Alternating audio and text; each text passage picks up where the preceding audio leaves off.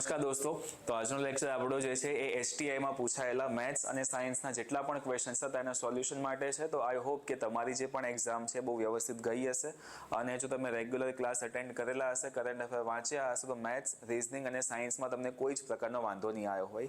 Hope કે આપણે આજે જેટલા પણ સોલ્યુશન કરીએ છીએ એમાંથી મોટા ભાગના ક્વેશ્ચન્સ તમારા સાચા પડ્યા હોય અને એક પોઝિટિવ રિઝલ્ટ આવે.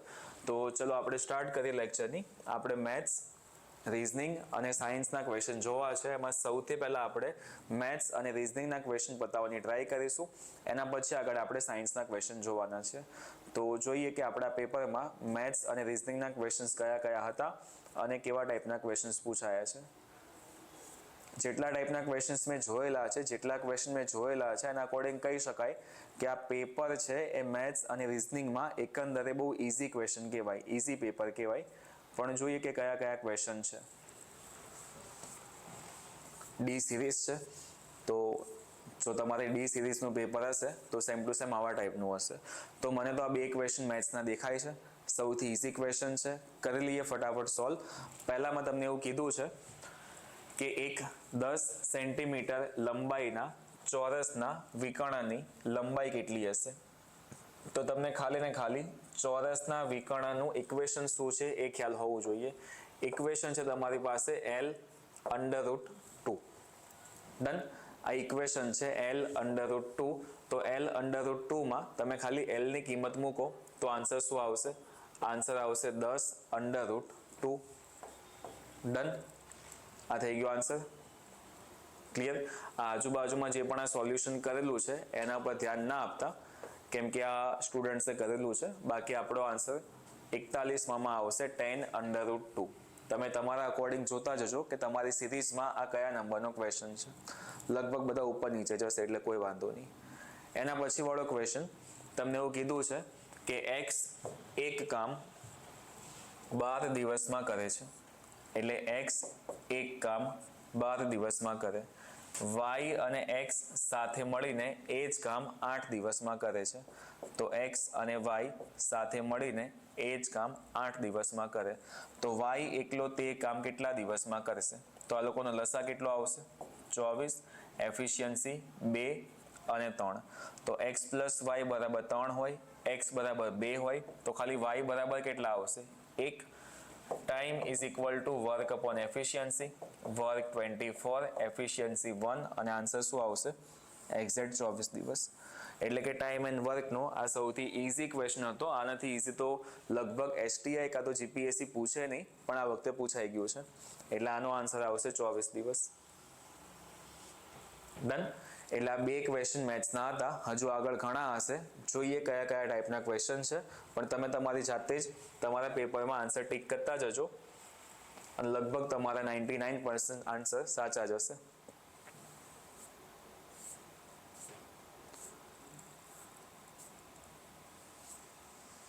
હા, થોડું ઘણું સાયન્સ એન્ડ ટેકનોલોજી જે હમણાં જોઈશું, પણ આપણે પહેલા મેથ્સ અને રીઝનિંગના ક્વેશ્ચન્સ બતાવીએ છીએ.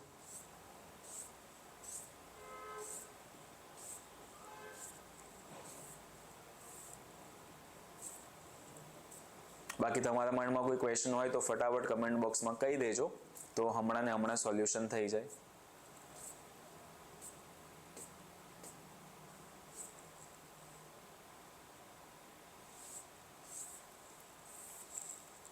સો સુધી મેથ્સના ખાલી બે ક્વેશ્ચન, લગભગ આગળ થોડા ઘણા હોવા જોઈએ.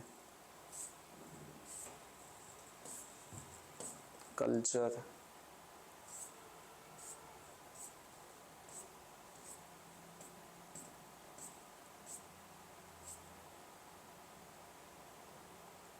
કરંટ અફેર,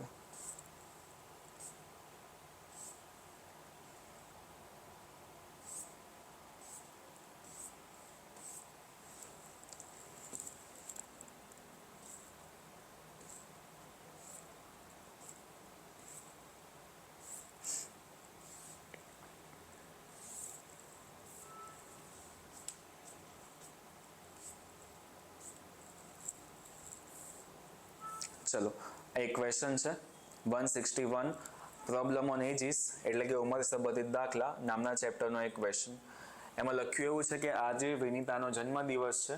જો તેણીની 12 વર્ષ પૂર્વેની ઉંમર તેની 12 વર્ષ પછીની ઉંમર કરતાં અડધી હોય તો હાલની તેની ઉંમર કેટલી હશે?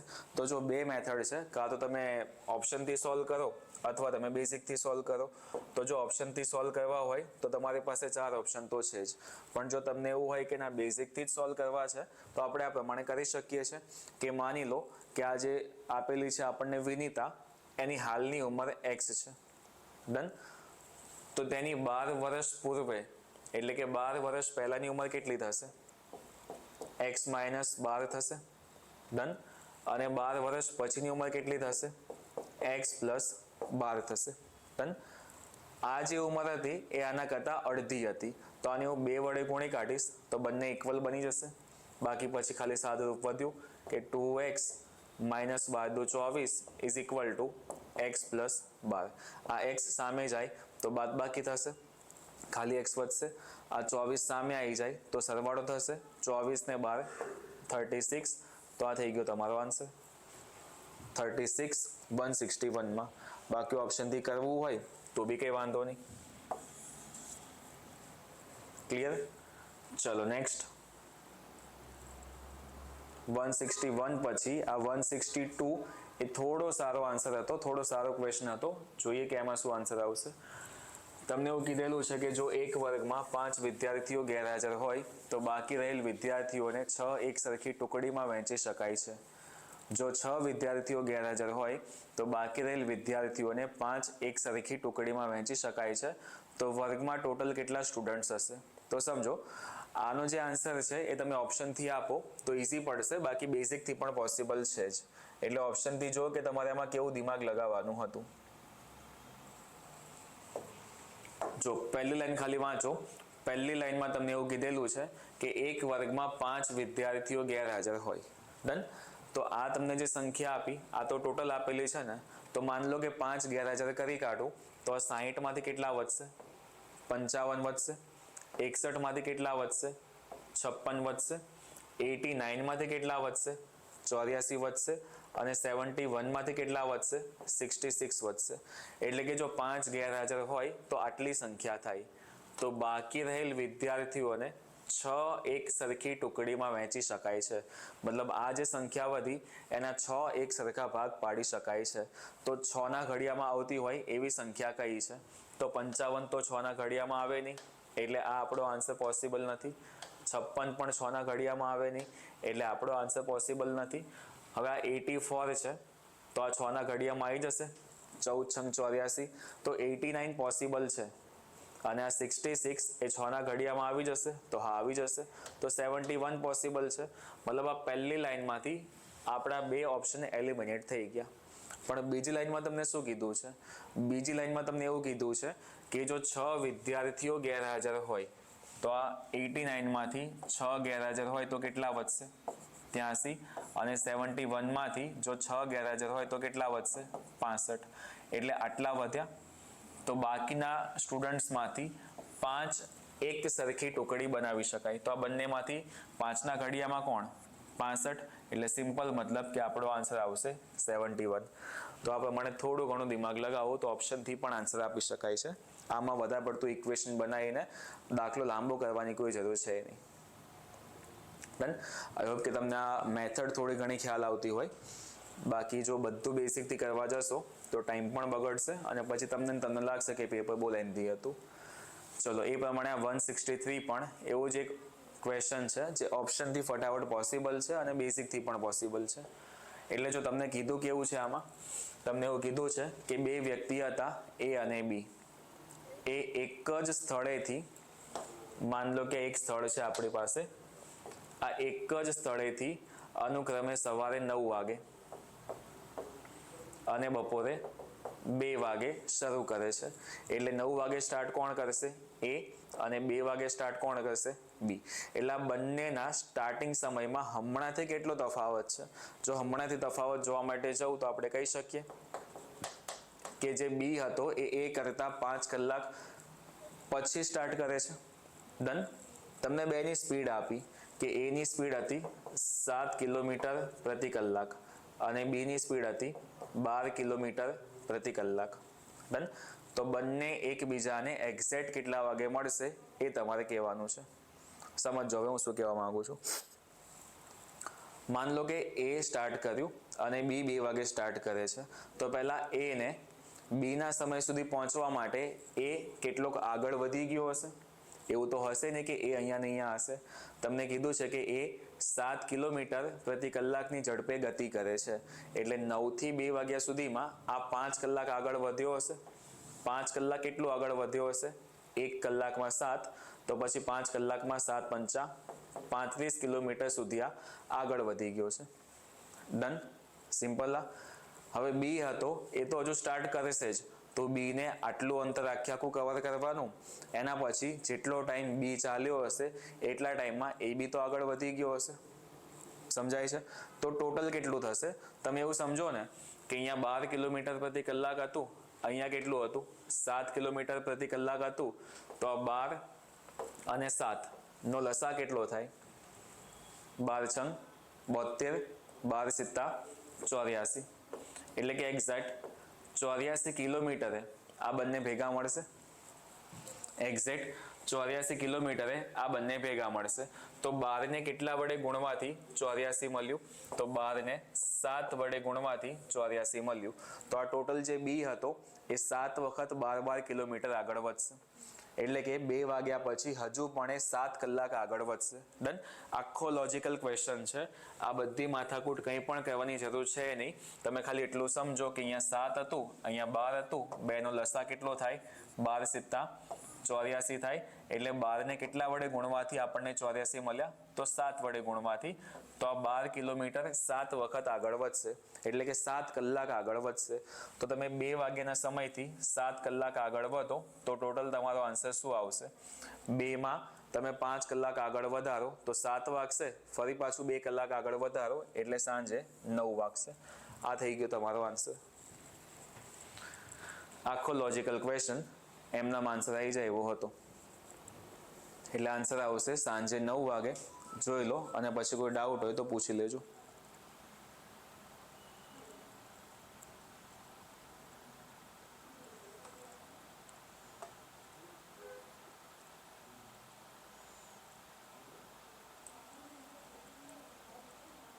ચલો નેક્સ્ટ.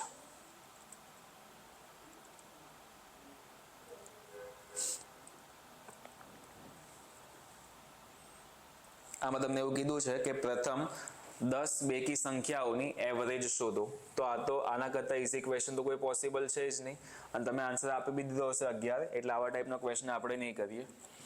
બાકી કોઈ નાનો છોકરો હોય એને ખાલી એવરેજનું નોલેજ હોય તો પણ આ પ્રમાણે લખી નાખે કે પ્રથમ 10 સંખ્યા 2, 4, 6, 8 છેક 20 સુધી લખશે અને પછી સીધો આન્સર આપી દેશે. પણ જો થોડું ઘણું ભણેલા હશો તો તમારા માઇન્ડમાં ક્લિયર હશે કે પહેલી સંખ્યા અને છેલ્લી સંખ્યાની એવરેજ તમે સીધી કાઢી લેશો તો બી તમારો આન્સર આવી જશે. ડન. એના પછી તમને કીધું છે વિષાણુઓની સંખ્યા દર 9 મિનિટે બમણી થાય છે. 9 મિનિટે બમણી.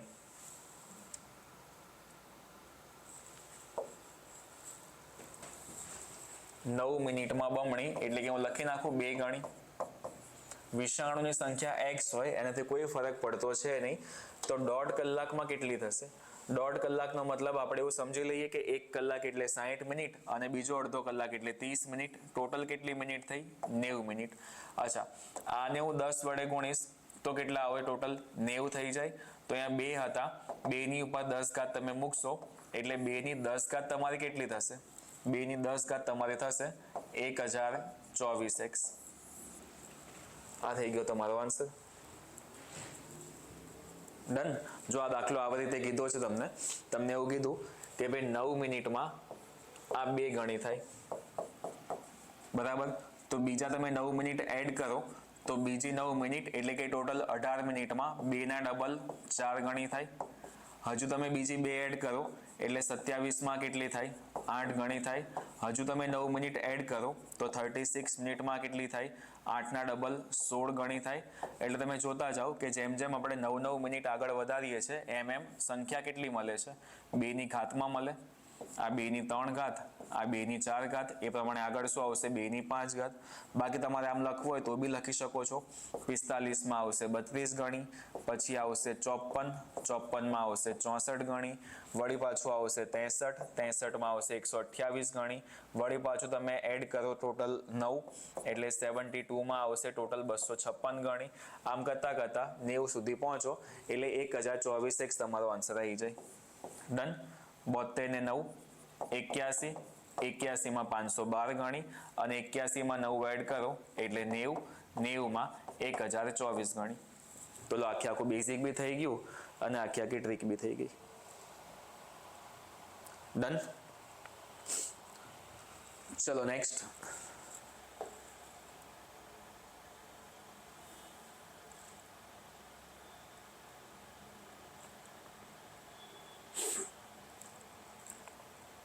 એક વસ્તુને રૂપિયા 3000 માં વેચવાથી 20% નફો થાય છે.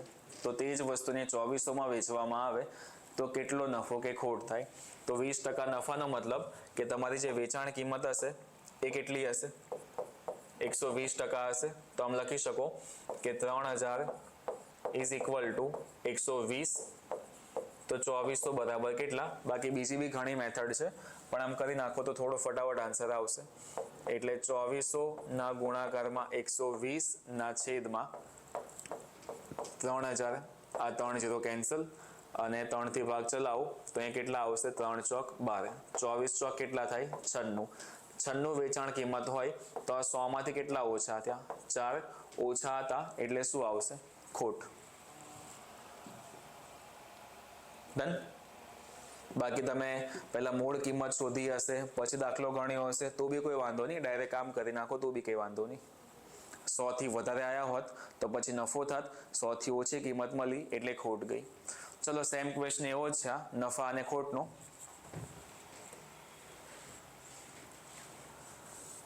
તમને એવું કીધું છે કે એક વેપારી 20 લીટર તલનું તેલ, 30 લીટર કોપરેલનું તેલ અને 10 લીટર સરસવનું તેલ અનુક્રમે 12,000, 15,000 અને 3,000 માં ખરીદે છે.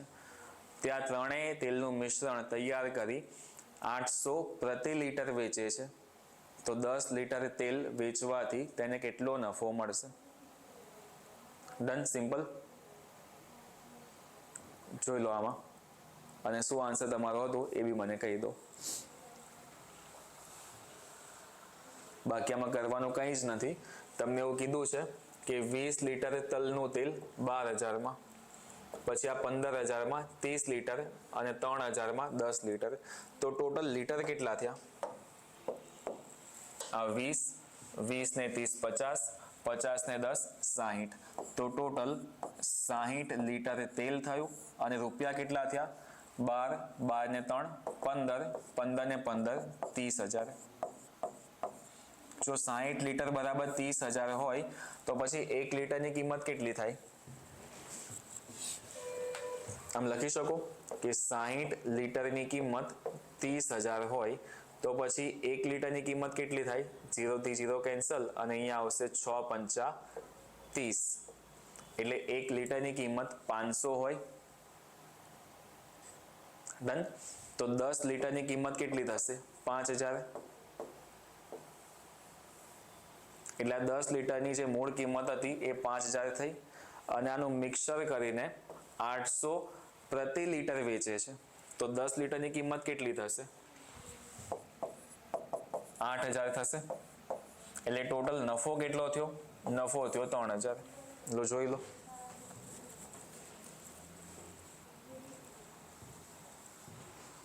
દેખાશે? યલો કલર છે તો ચલો વાંધો નહીં આવે, દેખાય જ છે. આપણે કંઈ આમાં કર્યું છે નહીં. ટોટલ આ 20 હતા, 30 હતા અને 10 હતા એટલે ટોટલ આપણે ગણ્યું કે 60 લીટરની ટોટલ કિંમત કેટલી? 30,000. તો આમાંથી આપણે 10 લીટરની મૂળ કિંમત શોધી, કેટલી મળી આપણને? 5,000. પણ 1 લીટર કેટલામાં વેચે છે? 800 માં. જો 1 લીટર 800 માં વેચતો હોય તો 10 લીટર કેટલામાં વેચશે? 8,000 માં. 5 માં ખરીદે, 8 માં વેચે, નફો કેટલો થાય? 3,000.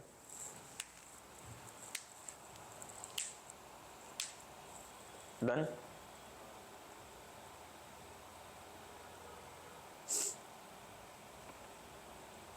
ચલો નેક્સ્ટ.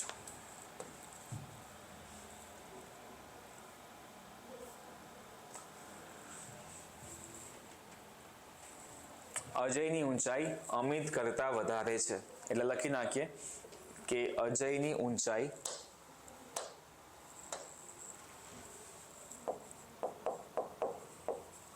ઊંચાઈ અમિત કરતા વધારે છે, પરંતુ રોહિત કરતા ઓછી છે. રાહુલની ઊંચાઈ સૌથી ઓછી છે, તો રાહુલની ઊંચાઈ સૌથી ઓછી હોય તો આવી કન્ડિશન બને. તો તેમને ઊંચાઈ પ્રમાણે ચડતા ક્રમમાં ગોઠવવામાં આવે તો પહેલા આવશે રાહુલ, રાહુલ પછી અમિત, અમિત પછી અજય અને અજય પછી રોહિત. તો આ થઈ ગયો તમારો answer option B, Rahul, Amit, Ajay અને રોહિત. તો ઇઝી ક્વેશ્ચન હતો. નેક્સ્ટ. એક અલ્પાહાર ગૃહમાં 80 પુરુષ અથવા 120 મહિલાઓ નાસ્તો કરી શકે તેટલો નાસ્તો છે. જો 90 મહિલાઓએ નાસ્તો કરી લીધો હોય તો બાકી બચેલ નાસ્તામાંથી કેટલા પુરુષો નાસ્તો કરી શકશે? સમજો, તમને એવું કીધું છે એક અલ્પાહાર ગૃહમાં 80 પુરુષો અથવા 120 મહિલાઓ. તો આમ લખી શકો કે 80 પુરુષો જેટલો નાસ્તો કરશે એટલો જ નાસ્તો 120 વુમેન્સ કરશે. તો આનો સિમ્પલ મતલબ એમ થાય કે ભાગ ચલાવીશ તો અહીંયા આવો ભાગ ચાલે કે 40 દુ 80 અને 40 તરી 120. તો 2 પુરુષ જેટલો નાસ્તો કરશે એટલો જ નાસ્તો કોણ કરશે? 3 વુમેન કરશે. અથવા ઊંધું બોલી શકીએ કે 3 મહિલા જેટલો નાસ્તો કરશે એટલામાં ખાલી 2 પુરુષ નાસ્તો કરશે. તો જો 90 મહિલાઓએ નાસ્તો કરી લીધો હોય તો 120 માંથી વધી કેટલી? 120 માંથી વધી 30. ડન. 120 માંથી વધી 30. તો અહીંયા જો 30 ને અહીંયા લખી નાખું તો આને 10 વડે ગુણું તો આ 30 વુમેન થઈ જશે. તો સામે અહીંયા કેટલા કરવા પડશે? 20 મેલ કરવા પડશે. જો ગુણોત્તરના પ્રમાણે જવું તો આમાં જવું તો આવો ગુણોત્તર છે M/W ઇઝ ઇક્વલ ટુ 3/2. આવું થશે. સિમ્પલ જોઈ લેજો, આમાં કોઈ ડાઉટ તો પૂછી લેજો. Done. M/W is equal to 3/2. અથવા એ કરવું ના હોય તો સીધું આમાં જ સમજો કે 2 મેલ હતા અને 3 વુમેન હતા. તમે ખાલી ભાગ ચલાવશો તો આના બનાવ્યા તમે 30. તો આને તમારે કેટલા બનાવવા પડશે? 20 બનાવવા પડશે. તો ટોટલ 20 વ્યક્તિ નાસ્તો બીજા કરી શકશે.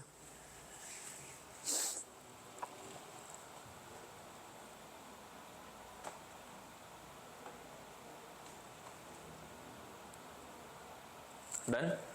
ચલો વધીએ આગળ.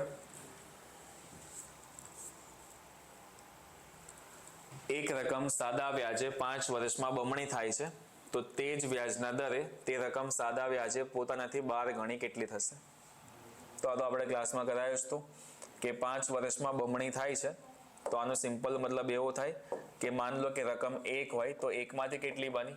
5 બની. તો વ્યાજ કેટલું મળ્યું? 4. તો 4 વ્યાજ લેવા માટે કેટલા વર્ષ લાગ્યા? 5 વર્ષ લાગ્યા. તો એ રકમને કરવાની કેટલી હતી? 12 ગણી કરવાની હતી. સાદું વ્યાજ જ છે ને? હા, સાદું વ્યાજ જ. તો 12 ગણી કરવાની હોય તો ટોટલ વર્ષ કેટલા લાગે? ટોટલ વ્યાજ કેટલું લાગે? 11 લાગશે. તો 11 માં ટોટલ કેટલી થશે? 5 ગુણ્યા 11 ભાગ્યા 4. આવું જ આવશે. 5 ગુણ્યા 11 ભાગ્યા 4. જોઈ લો.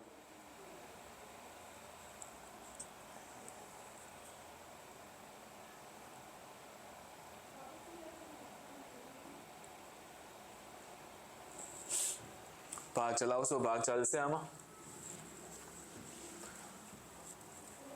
પોઈન્ટમાં આન્સર આવશે. એક રકમ સાદા વ્યાજે 5 વર્ષમાં બમણી થાય છે. સોરી, મારી મિસ્ટેક હતી. મારી મિસ્ટેક છે.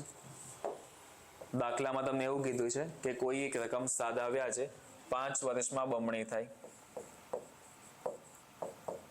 બમણીનો મતલબ એવો થયો કે રકમ જો 1 હોય તો 1 માંથી બનત કેટલી? 2 બનત. તો 5 વર્ષમાં આપણને વ્યાજ કેટલું મળે છે? 1 વ્યાજ મળે છે. તો 1 વ્યાજ લેવા માટે 5. તો ટોટલ 12 ગણી થાય તો વ્યાજ કેટલું મળે? 11. 11 માટે કેટલો સમય? 11 × 5 = 55. બાકી આખું બેઝિકથી ગણવું હોય તો બી કોઈ વાંધો નહીં, અને આ પ્રમાણે ટ્રીક લગાવીને ગણવું હોય તો બી કંઈ વાંધો નહીં.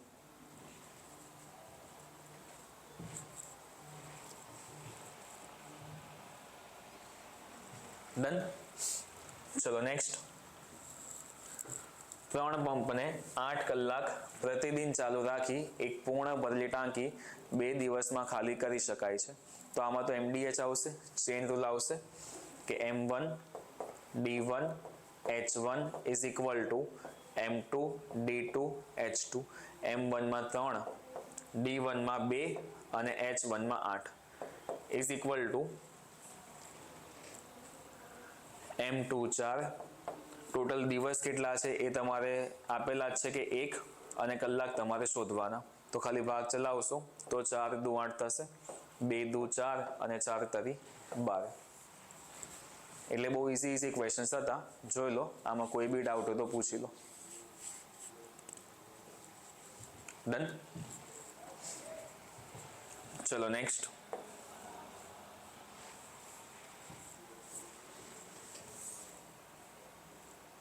DI એક ટેબલ તમને આપેલું છે અને 5 અલગ અલગ સ્ટુડન્ટ છે અને એમના માર્ક્સ તમને આપ્યા. એક સબ્જેક્ટમાં મેક્સિમમ માર્ક્સ તમને 100 આપેલા છે અને 5 અલગ અલગ સબ્જેક્ટ, મેથ્સ, સાયન્સ, સમાજશાસ્ત્ર, ઇંગ્લિશ અને સંસ્કૃત. ચલો પહેલો ક્વેશ્ચન જોઈએ સીધો. S દ્વારા ગણિત, વિજ્ઞાન અને સમાજશાસ્ત્ર. S દ્વારા ગણિત, વિજ્ઞાન અને સમાજશાસ્ત્ર. તો કેટલા કેટલા છે જોઈ લો. S દ્વારા ગણિતમાં 80 છે, વિજ્ઞાનમાં 76 છે અને સમાજશાસ્ત્રમાં 84 છે. તો આ જે માર્ક્સ હતા આની એવરેજ એ P એ આ ત્રણેય વિષયમાં Pમાં 3 કેટલા હતા? 70 હતા, 66 હતા અને 59 હતા. તો ખાલી એવરેજ કેટલી વધારે છે એ જ તમારે શોધવાની છે. તો આની એવરેજ શોધવા માટે ડિવાઈડ બાય 3 આવશે, આની એવરેજ શોધવા માટે સરવાળો ડિવાઈડ બાય 3 આવશે. તો આના કરતાં ખાલી કેટલી વધારે છે એ તમારે આન્સર આપવાનો છે. ઇઝી એકદમ, કરી કાઢશો. અચ્છા, તમે અહીંયા લઈ લો તો આ બધા 80 થઈ ગયા, એટલે 8 તારી 24, 24 ભાગ્યા 3 એટલે 80. આનો આન્સર તો 80 જ છે. આમાં ફટાફટ સરવાળો કરી નાખો તો કેટલો આવશે? આ 66 માંથી એક અહીંયા લઈ લો એટલે આ 60, 60 ને 60 120 ને 125, 125 માં 12 ને 7 19 એટલે 195 આવશે. 195 ભાગ્યા 3 કરશો તો અહીંયા આવશે 3 છંગ 18, 1 વધશે 5, 3 પંચા 15, 65. 65 કરતાં 80 કેટલા વધારે છે? હવે તમે ફટાફટ શોધી જ શકો છો કે 65 માં 5 એડ કરશો એટલે 70 ને 10 80, એટલે આનો આન્સર આવી જશે 15. એટલે જેટલી તમારી કેલ્ક્યુલેશન સ્ટ્રોંગ હશે એટલો તમારો આન્સર ફટાફટ આવશે. ડન. ચલો નેક્સ્ટ.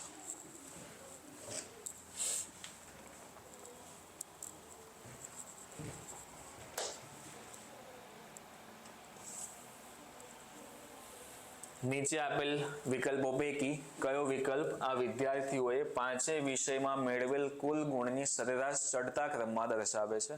એટલે ઇન શોર્ટ તમારે આ 5ની એવરેજ કાઢવી પડશે કે આ 5માં 1 2 3 4 5 આનો સરવાળો ડિવાઈડ બાય 5, પછી આ Qનો સરવાળો ડિવાઈડ બાય 5, એમ કરીને સૌથી ઓછા કોના છે એ પહેલો, પછી બીજો, પછી ત્રીજો, એ પ્રમાણે કરવું પડશે.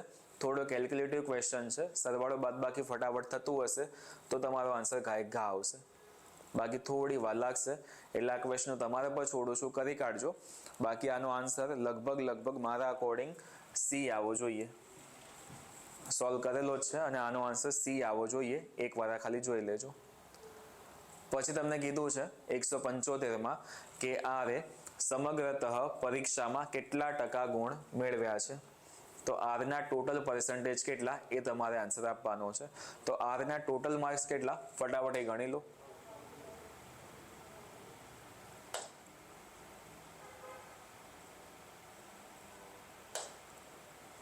આરના ટોટલ માર્ક્સ કેટલા? જો આ 72 હતા, 72 માંથી હું 2 આમાં નાખી દઉં તો આ 50, 50 ને 70 120, 120 અને 80 એટલે 200, 270, 27 માં 8 એડ કરીશ તો 35 એટલે 350. 350 ને 8 358, 358 ને 6 364 એટલે R ના ટોટલ માર્ક્સ 364 થશે. એટલા થશે ને. અને આ 1 2 3 4 5 5 પરીક્ષા હતી તો ટોટલ માર્ક કેટલા થશે? 500 થશે. અને પર્સન્ટેજ માટે ગુણાકારમાં 100. આ 2 0 કેન્સલ. 364 ભાગ્યા 5 કરો કાં તો ડબલ કરી નાખો. 72.8 ઓપ્શન છે આવો કંઈ. આ તમારો આન્સર આવશે 72.8. પણ 72.8 તો ઓપ્શનમાં છે જ નહીં, તો તમારો આન્સર આવશે ઉપરોક્ત પૈકી એક પણ નહીં. ડન. ચલો એના પછી નેક્સ્ટ. શ્રેણીમાં એવા કેટલા મૂળાક્ષરો છે કે જેની તરત પહેલા સંકેત અને જેની તરત પછી સંખ્યા આવતી હોય? અચ્છા, તો આ પેપરમાં જે કેન્સલ આઉટ કરેલું છે ને એ તમે સમજો કે આ બધા સિમ્બોલ છે. જે સિમ્બોલ હતા એના પર ખાલી ચેકડે મારેલા છે એટલે એમાં કન્ફ્યુઝ થતા નહીં. અહીંયા જો અહીંયા લખેલું છે, આ @ લખેલું છે, પછી આ પર્સન્ટેજ હશે, પછી અહીંયા હેશટેગ હશે. આવા અલગ અલગ સિમ્બોલ છે એટલે જ્યાં પેનના ડાઘા તમને દેખાય છે એ તમારે સિમ્બોલ સમજવાના. તો એવા કેટલા મૂળાક્ષરો છે કે જેની તરત પહેલા સંકેત અને જેની તરત પછી સંખ્યા છે? તો આ તો બહુ ઇઝી ક્વેશ્ચન થઈ ગયો ને, કે તમારે ખાલી ઓબ્ઝર્વ કરવાનું અને આન્સર આપવાના. તો જો આ પ્રમાણે થાય તો એવા કેટલા મૂળાક્ષરો છે? તો આપણી પાસે મૂળાક્ષરો કયા કયા પહેલા એ તમે જોઈ લો. તો મૂળાક્ષરોમાં પહેલા B, પછી C, N, R, G, K, M, S, P અને U. તો આની તરત પહેલા શું હોવા જોઈએ? સિમ્બોલ હોવા જોઈએ. તો C ની તરત પહેલા સિમ્બોલ છે, આ B તો હટી ગયું. C ની તરત પહેલા સિમ્બોલ, N ની તરત પહેલા સિમ્બોલ નથી. 5 તો આપણી પાસે એક આંકડો છે, આ R ની એક્ઝેક્ટ પહેલા સિમ્બોલ નથી. એ પ્રમાણે આ G ની એક્ઝેક્ટ પહેલા સિમ્બોલ છે તો આ આવી શકે. K ની એક્ઝેક્ટ પહેલા સિમ્બોલ નથી, M ની એક્ઝેક્ટ પહેલા સિમ્બોલ નથી, એ અહીંયા બી પોસિબલ નહીં, S માં પણ પોસિબલ નહીં. P ની તરત પહેલા સિમ્બોલ છે, U ની પહેલા સિમ્બોલ નથી. અને જેની તરત પછી સંખ્યા આવતી હોય તો આ C ની પછી સંખ્યા છે, બરાબર. આ G ની પછી સંખ્યા છે, પણ આ P ની પછી સંખ્યા નથી. તો ખાલી કેટલા મળ્યા? આપણને 2 જેવા આલ્ફાબેટ મળ્યા જે આ પ્રમાણે વર્તન કરતા હોય. તો આ થઈ ગયો તમારો આન્સર. ડન. ચલો નેક્સ્ટ. તમને એવું પૂછેલું છે કે જો ઉક્ત શ્રેણીમાંથી બધા સિમ્બોલ દૂર કરવામાં આવે તો જમણી તરફથી 7મા સ્થાને શું આવશે? એટલે જ કદાચ સ્ટુડન્ટે બધા સિમ્બોલ કેન્સલ આઉટ કરી કાઢેલા કે જો બધા સિમ્બોલ કેન્સલ કરી કાઢું તો જમણી બાજુથી પહેલો, બીજો, ત્રીજો, ચોથો, પાંચમો, છઠ્ઠો અને સાતમો શું આવે છે? સાતમો આવે છે K. એટલે એકદમ ઇઝી ક્વેશ્ચન. 177 નો આન્સર આવશે K. ડન. નેક્સ્ટ તમને કીધું છે કે ₹28,000 નું 2 વર્ષનું 12.5% વ્યાજના દરે ચક્રવૃદ્ધિ વ્યાજ કેટલું થાય? 12.5 નો મતલબ 1/8 થાય. જો પર્સન્ટેજના લેંગ્વેજમાં કહેવા માટે જઈએ તો કે 12.5% એટલે ફ્રેક્શનમાં 1/8.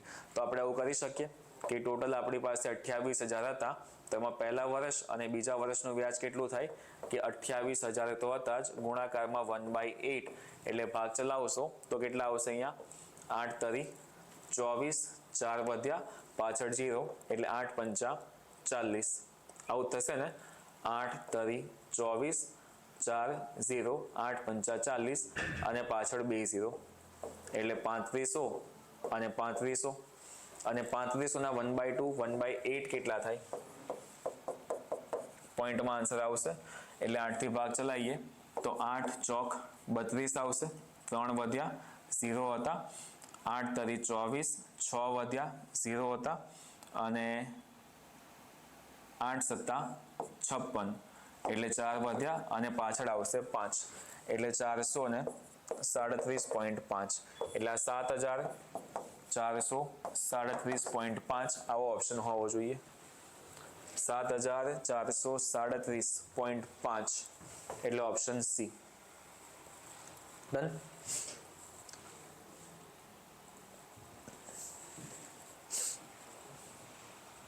નીચે પૈકી કઈ સંખ્યા અવિભાજ્ય છે? તો આ તો તમને જોઈને ખ્યાલ આવી જવો જોઈએ કે 571 એ અવિભાજ્ય સંખ્યા છે. બાકી અમુક અમુક અવિભાજ્ય સંખ્યાઓ તમારા માઇન્ડમાં હોવી જોઈએ. અને આ છેલ્લો 180 નંબરનો ક્વેશ્ચન.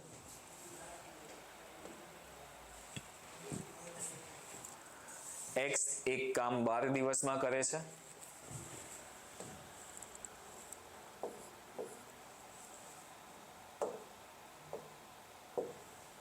x એક કામ 12 દિવસમાં કરે છે એટલે તમને ટોટલ દિવસ આપેલા છે અને તમને એના પછી આપેલી છે એફિશિયન્સી કે y એ x કરતા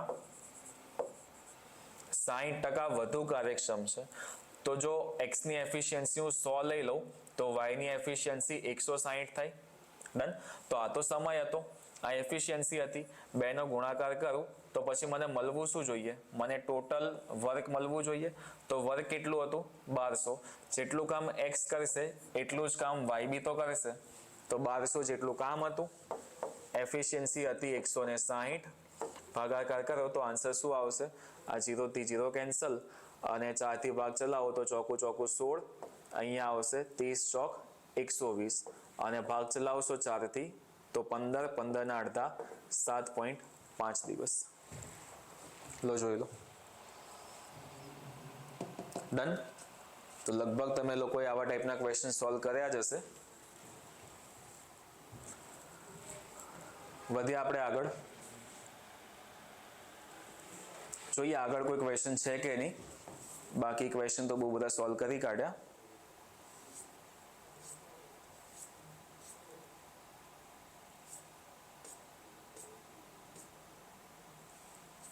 ના. ક્લિયર. તો આ જેટલા બી ક્વેશ્ચન લગભગ હતા 21 કે 22 જેવા આ એસટીઆઈની એક્ઝામમાં પૂછાયેલા મેથ્સ અને રિઝનિંગના ક્વેશ્ચન હતા. તો આપણે એવું કરીએ કે આજના લેક્ચરમાં આપણે ખાલી આ મેથ્સના ક્વેશ્ચન જોયા છે. નેક્સ્ટ આપણે બીજો જે લેક્ચર લઈશું ને એમાં આપણે સાયન્સના જેટલા બી ક્વેશ્ચન્સ હશે એ બધા ડિટેલમાં જોઈ લઈશું. ડન. ચલો તો આટલું રાખીએ આપણે. Thank you class.